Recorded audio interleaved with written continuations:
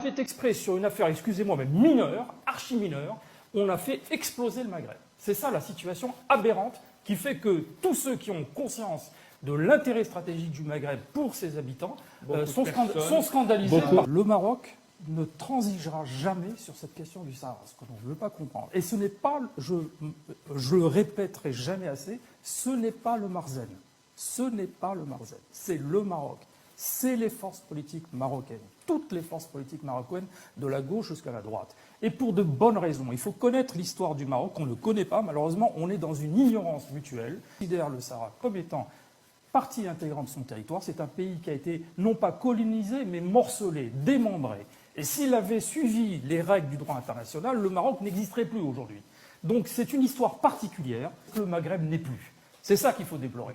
Et je considère que la politique qui a été engagée sur cette affaire est un fiasco complet, un fiasco militaire, un fiasco diplomatique et un fiasco politique. C'est en Algérie peut-être qu'on manque de courage pour dresser un véritable bilan de cette affaire. L'intérêt stratégique à nous, en tant qu'Algériens, c'est le Maghreb.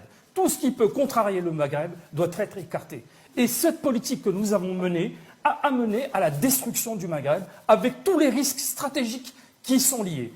Parlez aux Libyens, parlez aux Tunisiens, lorsqu'ils peuvent vous parler librement, et ils vous diront ce qu'ils en pensent. Je ne parle pas du reste du monde arabe qui considère que cette affaire est une folie, et que l'Algérie qui donne des leçons en matière d'unité ferait bien de commencer par la question de la décolonisation du Sahara occidental en 1964 a été portée par le Maroc. La première revendication concernant le référendum, c'est encore le Maroc qui l'a fait.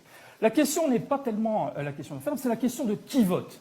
Et vous savez très bien qu'il y a aujourd'hui 600 000 habitants au Sahara occidental et 200 000 autres. Chacun réclame l'authenticité.